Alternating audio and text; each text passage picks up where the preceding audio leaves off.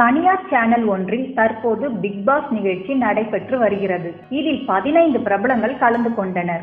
இதில் ஒரு போட்டியாளராக கலந்து கொண்ட கஞ்சா கருப்பு 2 வாரங்களுக்கு முன்பு நிகழ்ச்சியிலிருந்து வெளியேறினார். இந்நிலையில் பிரபல FM சேனல் ஒன்றின் நேர்காணலில் கலந்து கொண்டார் கஞ்சா கருப்பு. அதில் அவரிடம் நிகழ்ச்சி தொகுப்பாளர் பல கேள்விகளை கேட்டார். இதில் நாடோடி படத்தில் பரணியுடன் நன்றாகத்தானே நடித்தீர்கள், பிக் பாஸ் படத்தில் மட்டும் ஏன் இப்படி, ஸ்கிரிப்ட் நல்லா இல்லையா, அதனால்தான் வெளியே வந்தீர்களா, ஸ்கிரிப்டில் அப்படித்தான் நடிக்க சொல்லியிருந்தாரா என கேட்டார். ஸ்கிரிப்ட் எல்லாம் சரியாத்தான் இருந்தது, எல்லாருமே நடிப்பில் கொஞ்சம் வீக்னஸ் தான் என்கிறார் கஞ்சா கருப்பு. மேலும் எல்லோரும் நடிக்கிறார்களா என்று கேட்க உடனே ஆமாம் என்றார் கஞ்சா கருப்பு. மேலும் பிக் பாஸ் நிகழ்ச்சியின் விளம்பரத்தில் 30 கேமராக்கள் என சொல்லப்பட்டது.